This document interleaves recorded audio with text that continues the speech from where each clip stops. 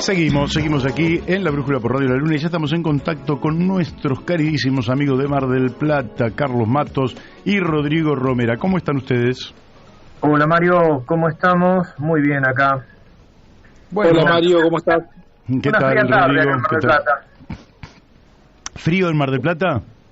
Frío en Mar del Plata, sí. Bueno, acá tenemos un invierno largo, ¿no? La primavera, desde el punto de vista meteorológico, en Mar del Plata empieza alrededor de entre el 15 y el 20 de octubre. Ah, mira. Desde el aspecto meteorológico. Bueno, en noviembre entonces voy a ir por allá. No, tengo que ir antes porque estamos en campaña y voy a ir antes.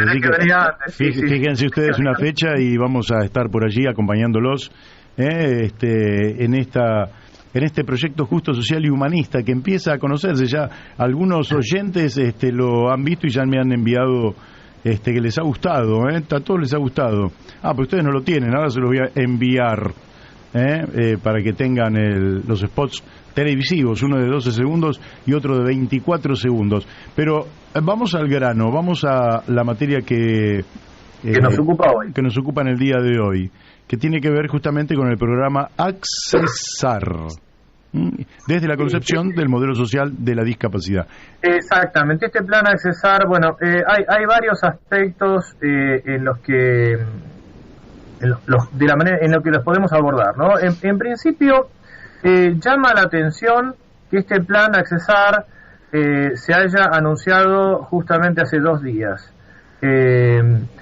Cuando, como bien lo decía nuestra compañera Gabriela Troiano, que se manifestó después de las palabras del presidente de la Nación, hay una serie de reclamos que vienen de mucho tiempo antes, ¿no? Entonces, hace 2 días se anunció un plan de accesibilidad para las personas con discapacidad y de protección de derechos.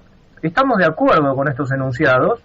Hace falta un plan, una política de Estado, realmente hace falta. El tema es que en el anuncio, habló el director de Andis, Fernando Galarraga, después el presidente de la Nación, hicieron referencia a restituir derechos que habían sido despojados en la presidencia de Macri, cuando se sacaron de un plumazo más de 100.000 pensiones y quedaron carpetadas varias otras.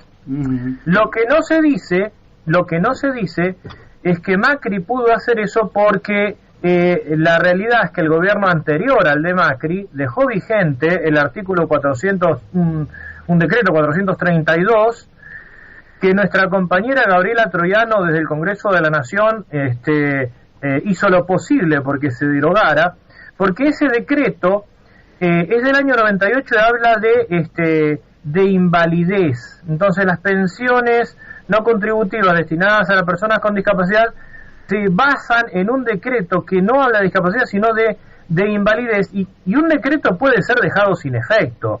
Entonces es verdad que Macri empezó barrió con esas pensiones y como lo dijimos acá el 15 de junio del 2017, acá en Mar del Plata, fue cuando acuñamos esa frase de el genocidio lento que está cometiendo Macri con las pensiones con discapacidad, es porque también se le dejó una puerta abierta.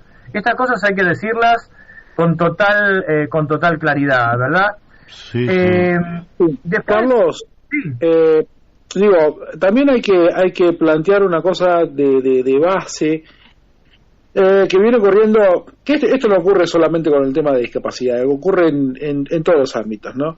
Lamentablemente, casi todos los gobiernos vienen y traen su formulita nueva, ¿bien?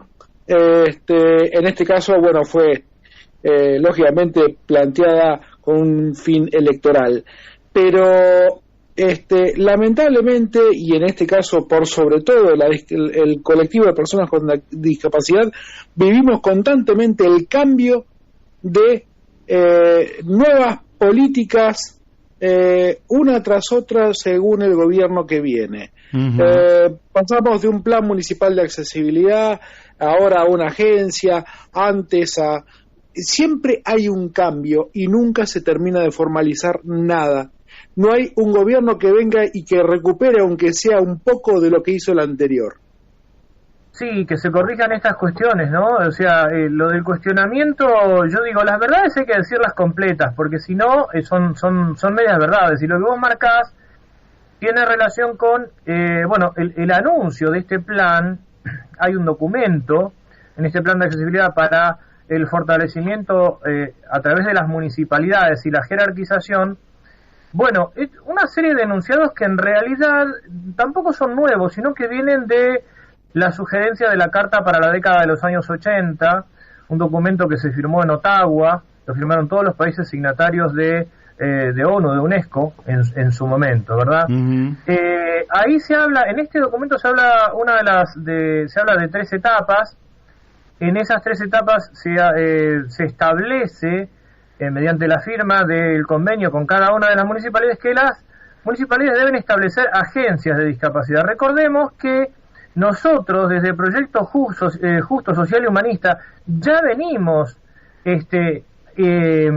promoviendo la creación de la jerarquización de la Dirección de Discapacidad de Mar del Plata, llevada al grado de secretaría. Es decir, que esto, digamos, este documento viene a recoger algunas cuestiones que se vienen planteando de base y desde otros lugares.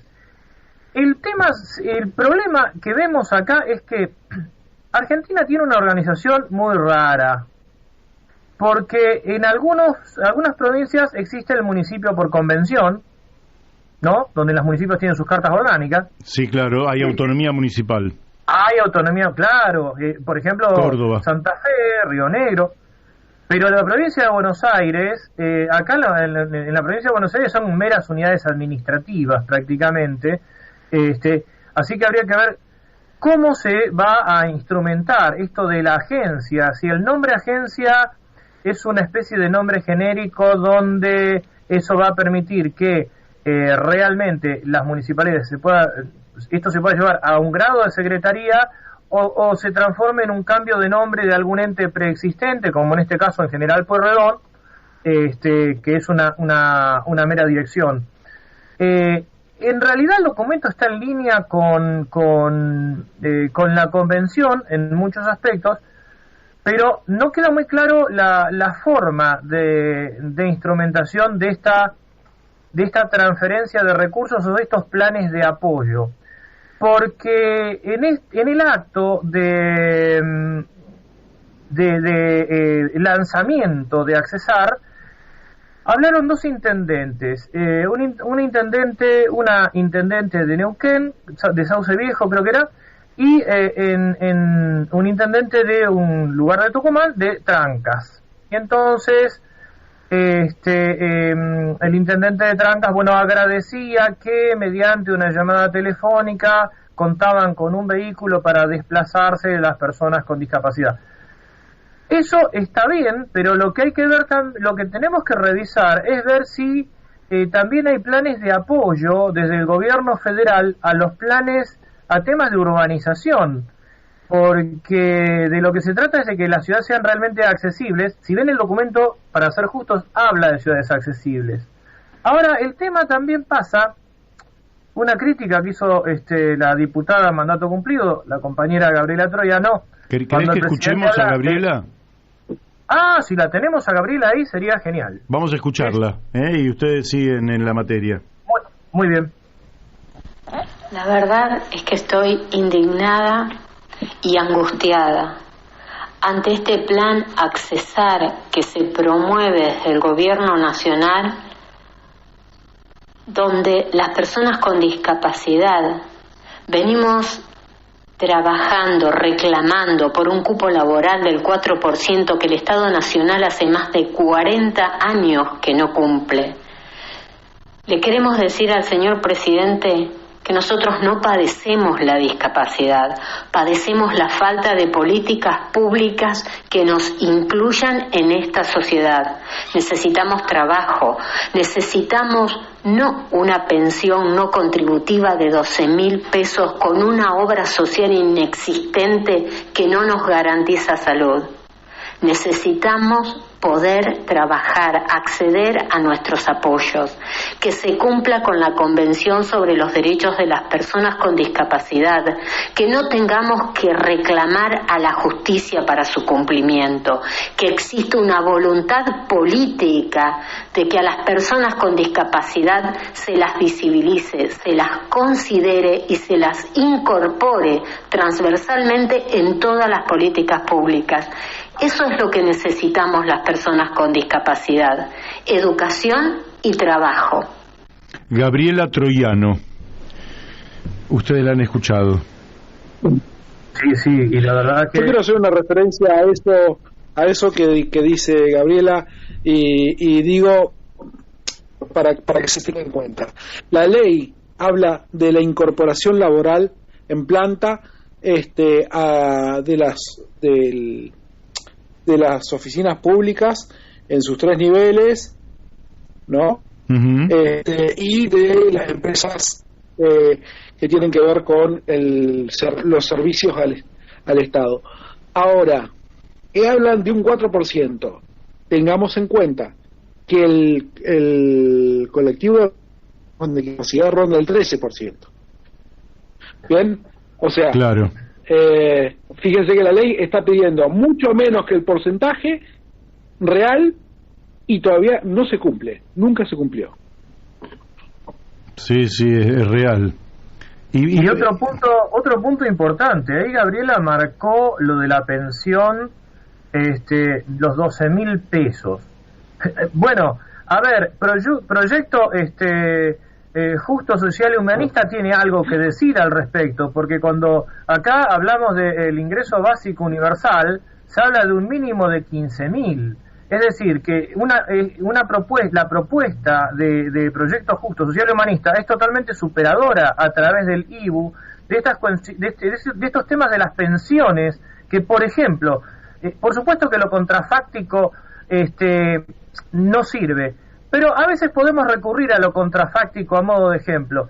Si hubiera existido el IBU en la época de Macri, no se hubiera implementado este genocidio lento al dejar de un plumazo afuera a un montón de gente quitando una pensión. Claramente. Entonces, es necesario que se entienda de una buena vez que el IBU es una verdadera herramienta de liberación social que termina con la política punteril y con esta especie de sometimiento y domesticación de los grupos que reclaman.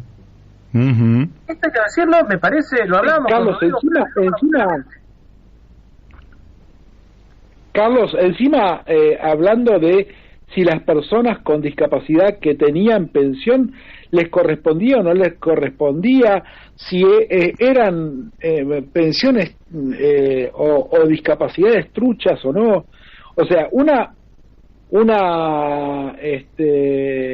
situación que claramente con el ingreso básico universal no estaríamos hablando. Claramente. Ahora, ¿y qué el colectivo de la discapacidad, digamos, no sé cómo llamarlo, pero hace carne de la necesidad de implementar este ingreso básico universal?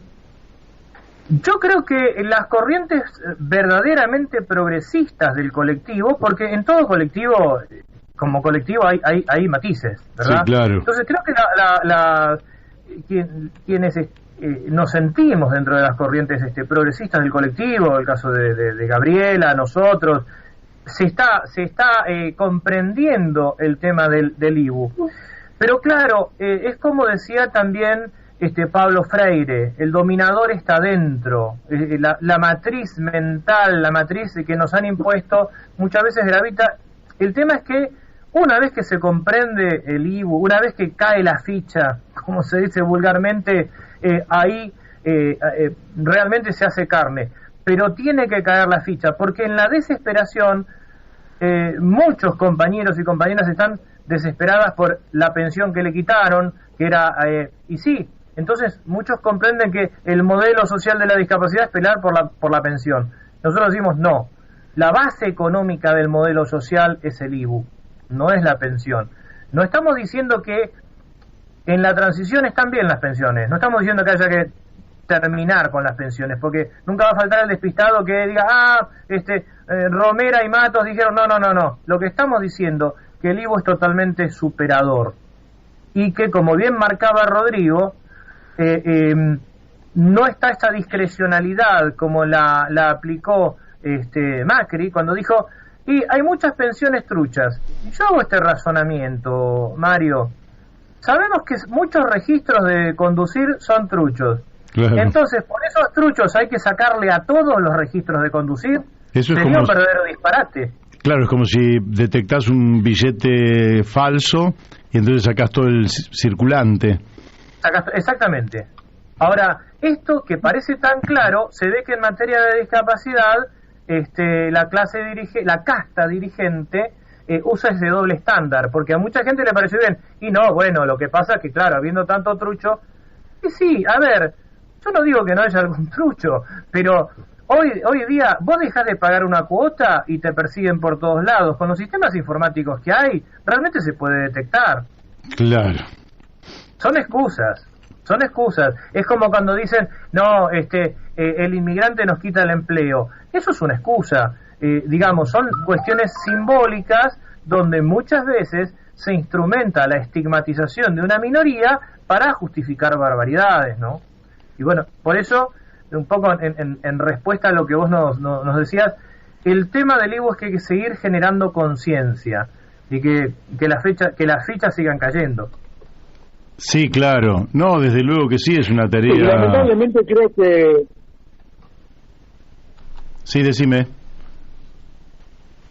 No, decía que lamentablemente el ingreso universal, básico universal, no tiene mucho desarrollo, no está instaurado en la mente de las personas, por lo menos en Argentina, como una cuestión válida. Inclusive tenemos las personas, como dice Carlos, que siguen pensando en la pensión, y tenemos el otro grupo de personas con discapacidad que lo que están buscando es un trabajo y no logran entender que el IVU es una cuestión que va aparte. Bien, que no es porque se pueda instaurar o poner en funcionamiento el IVU, eso va a hacer que no van a tener un trabajo. Eso es un tema aparte, pero no se logra entender todavía en la sociedad. Pero acá hay un tema que es grave también, que vos lo planteas, Rodrigo. Acá, Mario, la persona con discapacidad que tiene una pensión, en el momento de conseguir un trabajo, pierde la pensión, cosa que no ocurriría con el IVU. No, el IVU es un ingreso claro, que le pertenece a la persona, es decir, algunos dicen que se los da el Estado. En realidad, el Estado lo que hace es reconocer que le pertenece a la persona por el solo hecho de existir, de manera que ninguna persona tiene que, por esa herencia que hemos recibido todos, como la herencia de haber recibido un sol o un planeta Tierra, esa herencia en la cual a nadie le podría faltar un pedazo de tierra donde vivir y donde vivir bien, y tampoco a nadie le puede faltar el goce de el derecho a la salud, a la educación, a la justicia, a la seguridad, y tampoco a nadie le debe faltar un ingreso básico universal con el cual garantizar la alimentación y las condiciones mínimas de existencia, a partir de las cuales todo trabajo posterior es para el progreso, lógicamente, de la familia, del barrio y del país. Entonces, el ingreso básico universal es una política realmente que pueden discutirlo los países europeos, porque en realidad ellos pueden implementar estos ingresos, estos derechos de otras maneras, pero para nosotros habría que implementarlo ya de manera tal que puede ser la fórmula que nosotros planteamos, que es 1/8 del PBI per cápita para cada persona. Si no, la verdad que no sabemos tampoco para qué el INDEC o los organismos internacionales plantean el Producto Bruto por persona, porque si después a cada persona no le va a corresponder nada de ese Producto Bruto, claro, ¿para qué sirve el Producto Bruto? Así que nosotros decimos, no todo el Producto Bruto por persona, porque eso sería imposible, pero sí 1/8, transformarlo en el equivalente financiero y depositarlo todos los meses en una caja de ahorro. Ahora más o menos se está dando entre 15 y 16 mil pesos por persona, de manera que una familia tipo ya partiría el mes con 60 mil pesos. Nadie dejaría de trabajar, porque con 60 mil pesos una familia apenas alcanza a cubrir los elementos mínimos, pero ya tendrías un piso de base de ingreso con el cual podrías superar con facilidad la línea de pobreza, porque no es lo mismo partir el mes con 60, 64 mil pesos que partir el mes con 0 pesos, sobre todo para tantos argentinos que tienen tantas dificultades. Entonces, sumar 30 o 40 mil pesos, que no es mucha plata y que se consigue con cierta facilidad, ya te ubica en los 100 mil pesos, y con 100 mil pesos yo creo que podemos pensar en una vida digna para todas las personas. Y quiero decir, para quienes no crean en esto, que los recursos están. Lo que pasa es que en la Argentina los recursos se concentran en muy pocas manos, por eso le faltan a tantas personas, pero los recursos están. Y además esto permitiría que el mercado interno se reactivara y por tanto se beneficiaran absolutamente todos los sectores. Es una política redistributiva, con lo cual no es gasto público, no es gasto público porque no hay gasto público. A diferencia de las políticas sociales que requieren mucho personal y mucha mentira, porque el mes que el pobre dejó de ser pobre no le puede decir que dejó de ser pobre, tiene que decir no, sigo siendo pobre. Acá no hay mentira posible, acá te pertenece por derecho propio.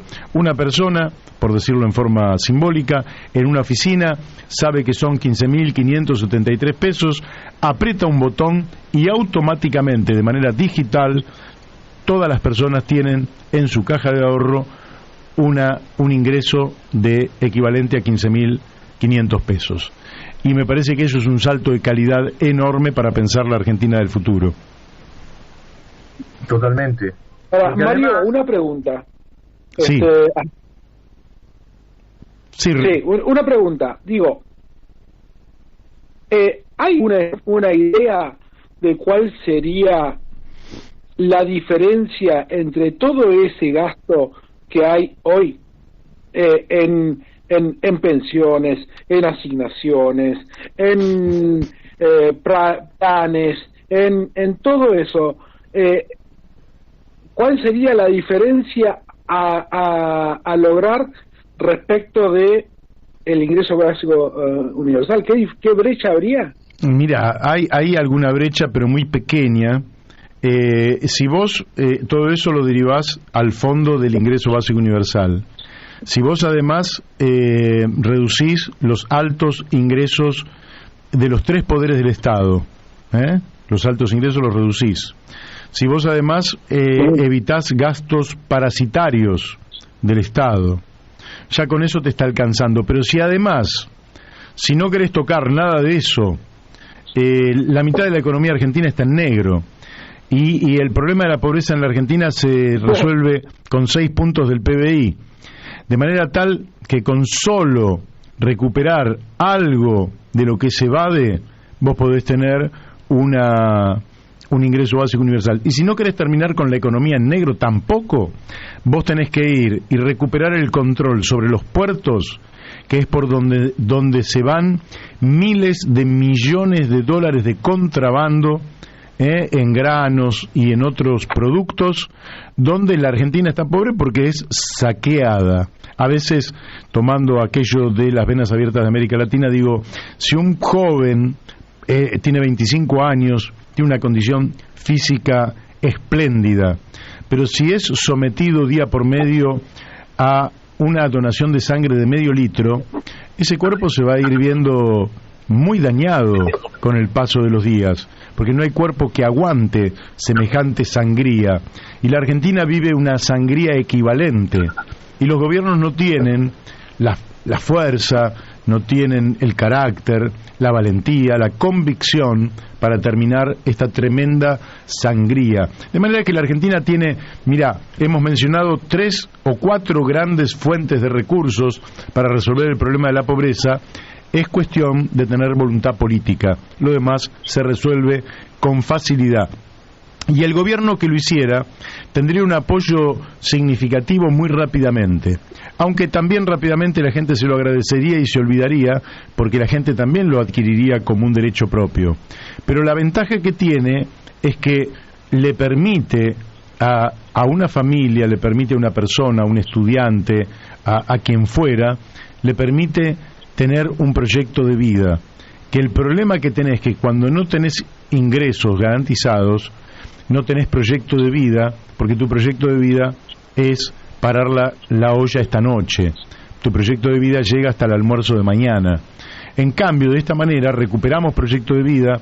Si un joven dice, o una persona de 30 años dice, no, yo voy a hacer un año de capacitación porque después voy a tener un empleo superior, se toma un año de capacitación, vive con el cinturón ajustado, pero va a tener su ingreso, y después vuelve por un trabajo de más alta calidad.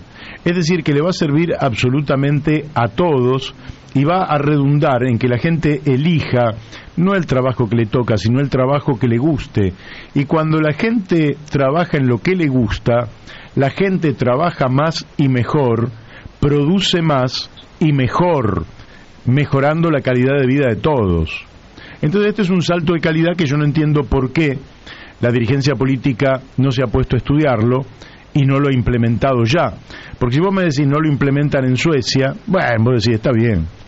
Suecia, en definitiva, la gente tiene otras formas de cobertura muy importantes, no existe la pobreza, entre otras cosas, y entonces ellos pueden esperar.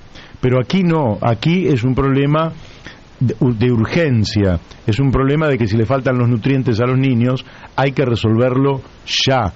Lógicamente que con un ingreso no vas a resolver todos los problemas, después vas a tener que darte un montón de otras políticas, pero es el fundamento de las otras políticas, es el fundamento. Cuando digo fundamento digo la plataforma, digo la base, digo los cimientos. Los cimientos para las otras políticas es el ingreso básico universal. No es la casa terminada, pero es poner bien en orden los cimientos sobre los cuales poder levantar una buena casa. Bueno, tienen un minuto para decir cada uno lo que elijan decir. Bien, yo lo quería marcar que la otra cara de la moneda de las pensiones son las siguientes. Por ejemplo, si 2 personas con discapacidad que perciben pensiones no remunerativas se casan, pierden una pensión. No pasaría esto con el ingreso básico universal. Claramente. Si una persona con discapacidad que tiene una pensión consigue un trabajo, pierde la pensión, y en muchos casos no agarra el trabajo por la flexibilidad laboral que existe, entonces se queda con la pensión. Si tuviéramos el ingreso básico universal, esto tampoco ocurriría. Entonces, la cara negativa de la pensión es que en muchos casos es utilizada como método de domesticación y de tener cautiva a una población. Insisto una vez más, no estamos en contra de las pensiones como elemento de transición. Son necesarias, pero tienen que ser un elemento de transición hacia algo superior, que es el IBU. Muy bien, bueno, nos vamos a encontrar el viernes próximo, ¿les parece? Rodrigo. ¿Lo perdimos a Rodrigo? Bueno, pero es Mario que tiene eco. Sí, hay un eco tremendo. Mario tiene eco. Está bien. Bien. Bueno, entonces nos encontramos el viernes que viene a las 18 horas aquí en Radio La Luna en nuestro programa llamado La Brújula. Les mando a Carlos Matos y Rodrigo Romera un fuertísimo abrazo.